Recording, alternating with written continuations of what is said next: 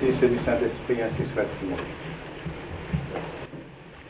Mes bien chers frères, mes bien chers amis, au cours de ces dernières journées, l'Église, par sa liturgie, par ses chants, par ses psaumes, par les leçons qui nous ont été lues, nous a fait vivre des heures inoubliables.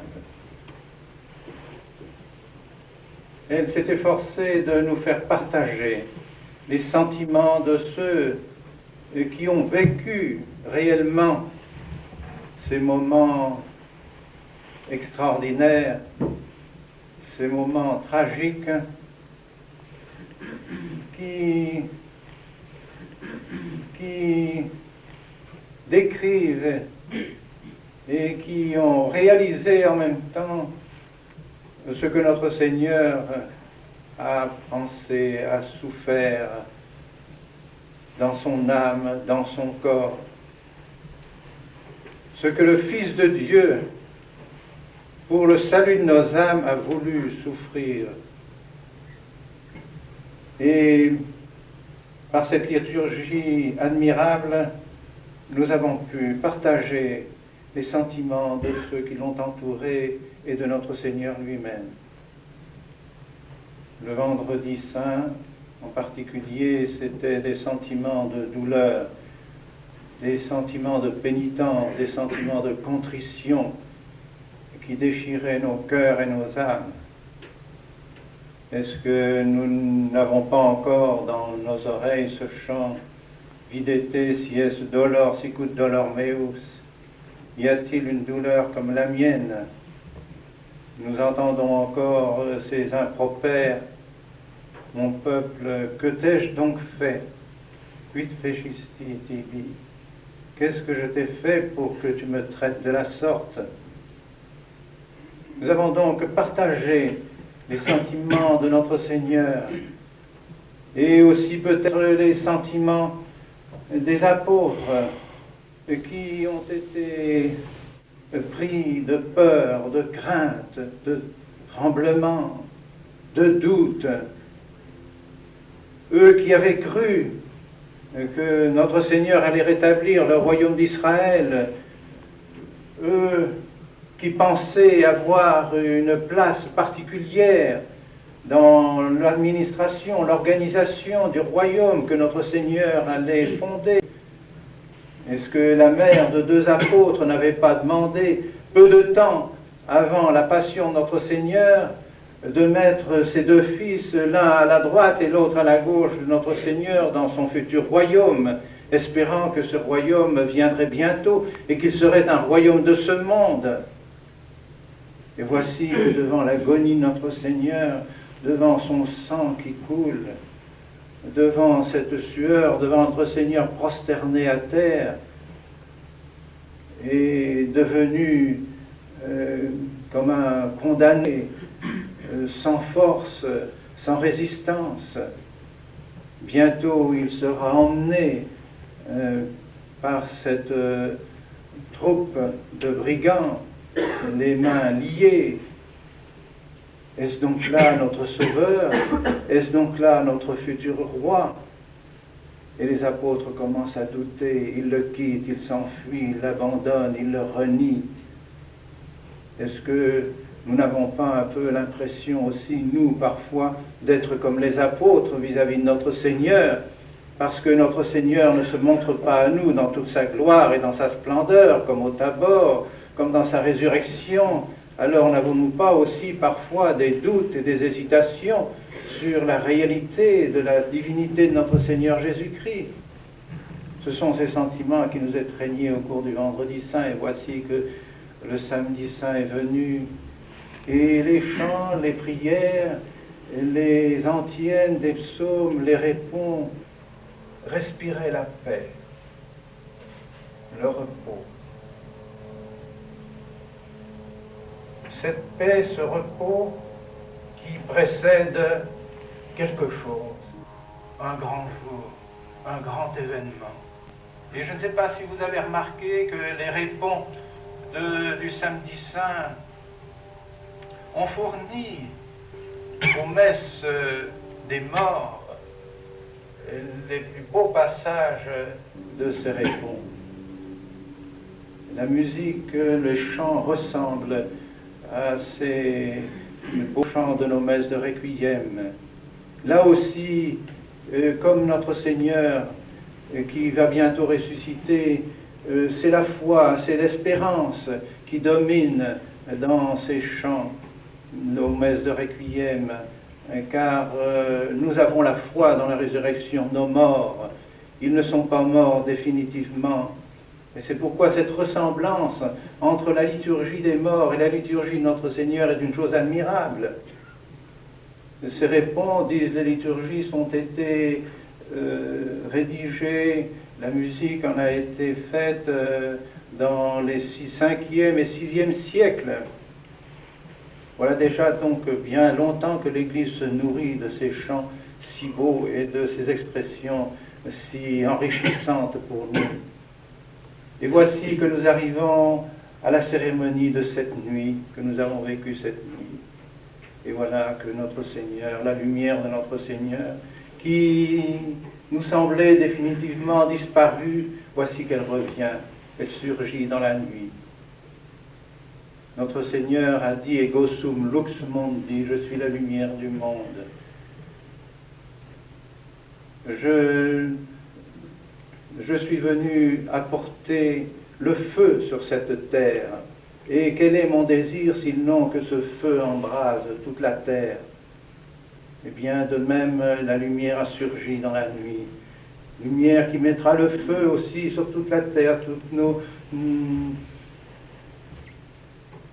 lumières se sont éclairées, allumées au feu de notre Seigneur Jésus-Christ. Quelle image de ce feu qui doit se communiquer à nos âmes, le feu de la charité de notre Seigneur. Ainsi, une grande espérance est née pour nous. Notre Seigneur n'est pas mort définitivement, notre Seigneur va bientôt ressusciter. Et cependant, là encore, les apôtres doutent. Écoutez seulement les paroles des disciples d'Emmaüs qui disent « Nos sperabamus » nous espérions, mais nous sommes maintenant presque désespérés.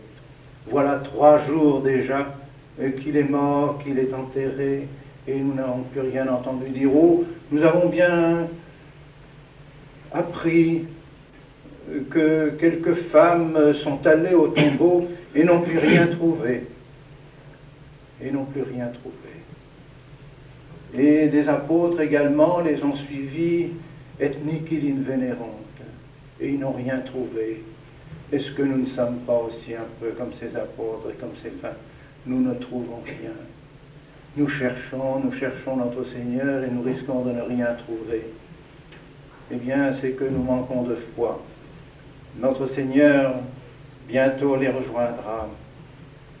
Et aujourd'hui, dans cette belle liturgie, nous chantons non seulement que la nuit, cette belle nuit, n'est-ce pas, du samedi saint, est une nuit qui relie le ciel à la terre et qui rappelle la royauté de notre Seigneur.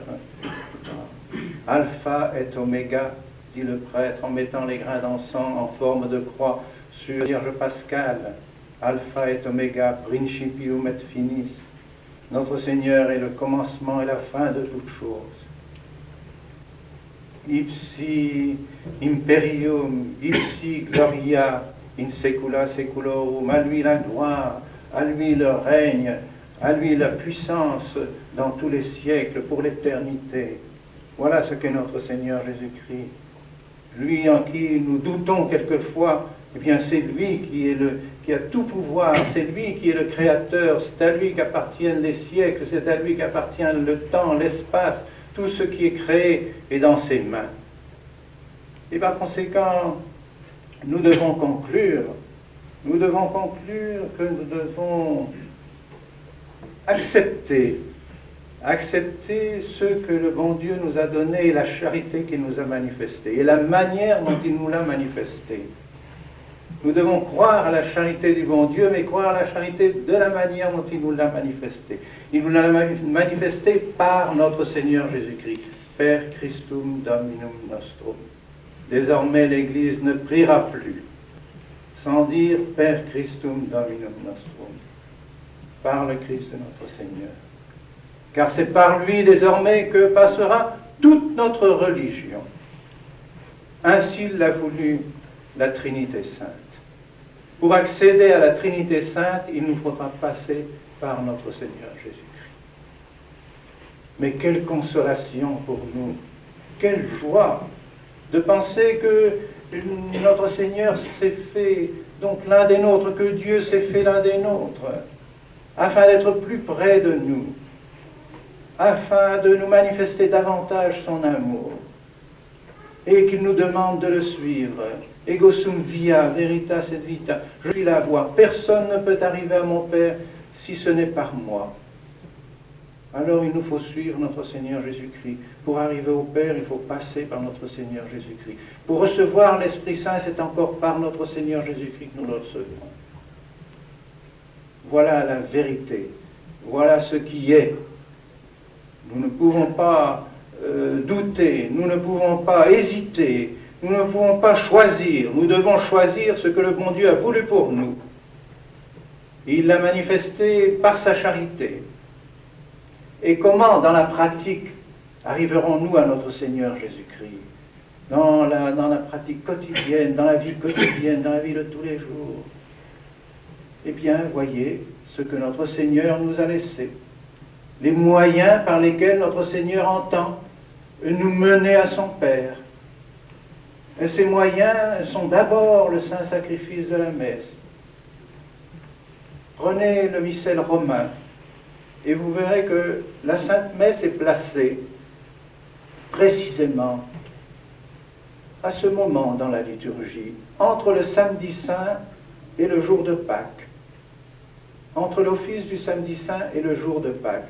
C'est là que l'Église a cru bon de mettre le saint sacrifice de la messe.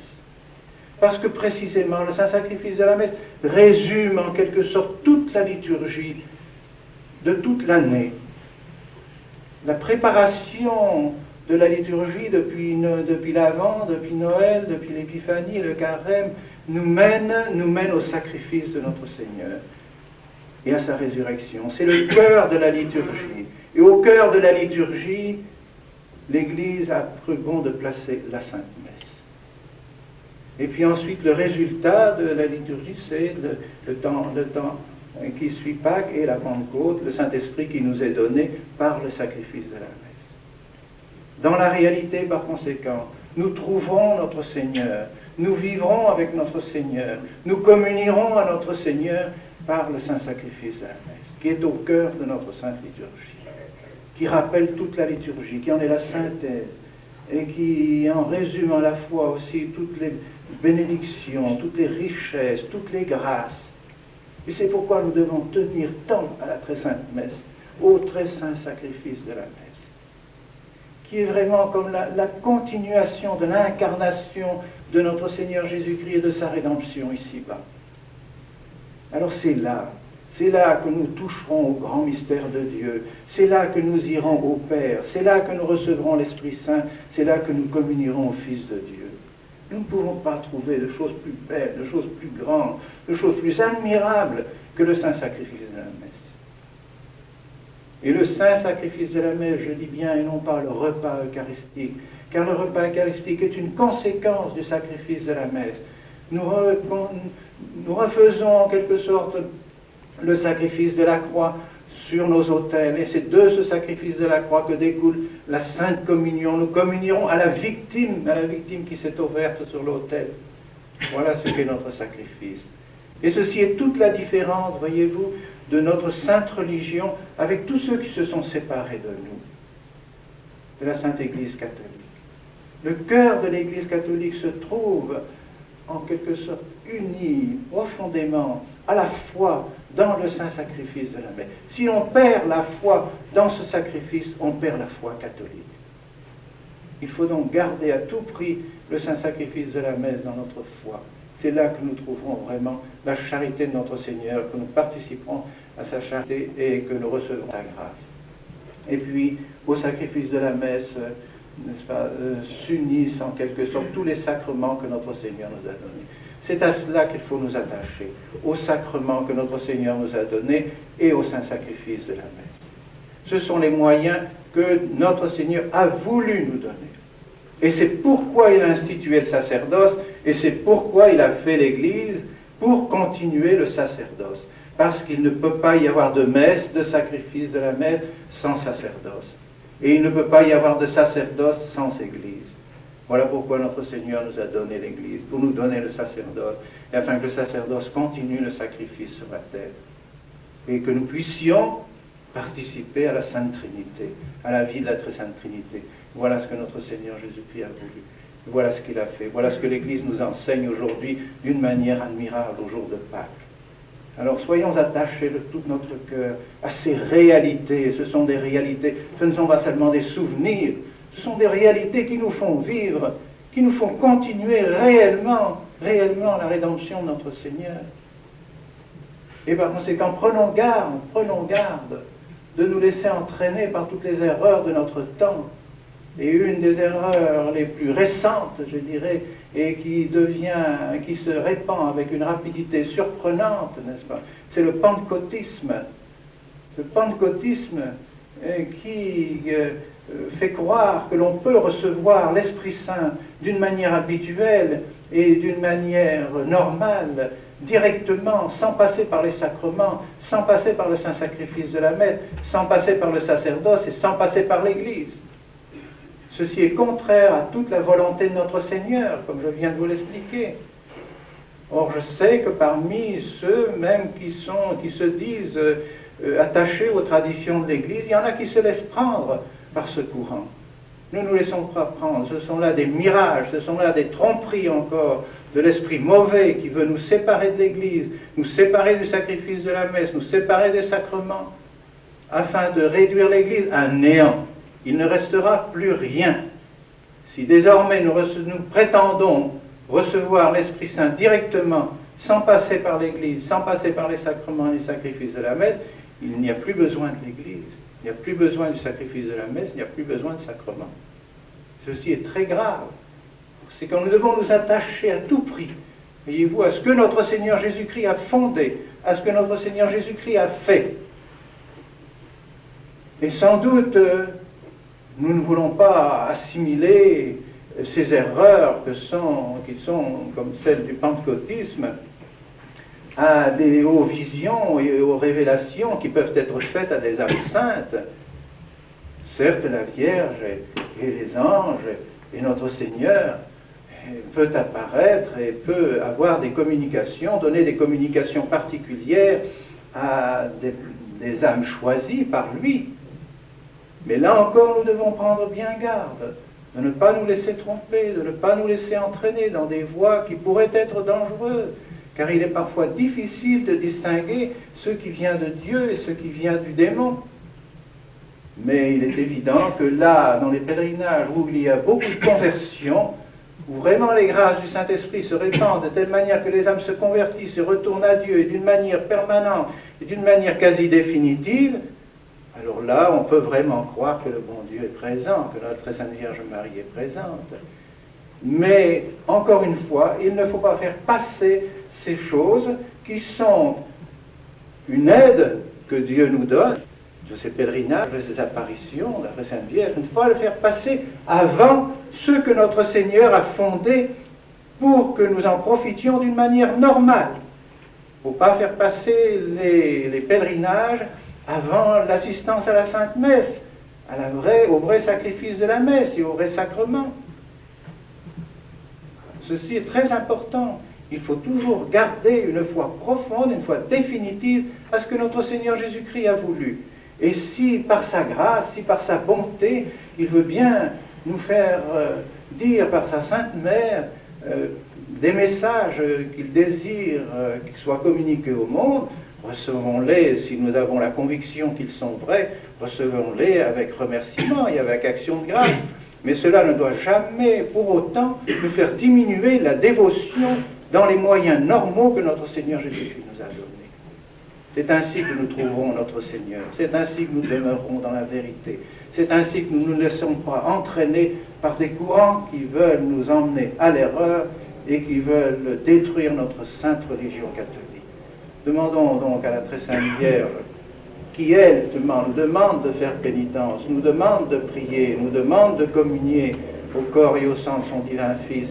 Demandons-lui de nous éclairer, de nous conduire à Jésus, au nom du Père, du Fils et du Saint-Esprit.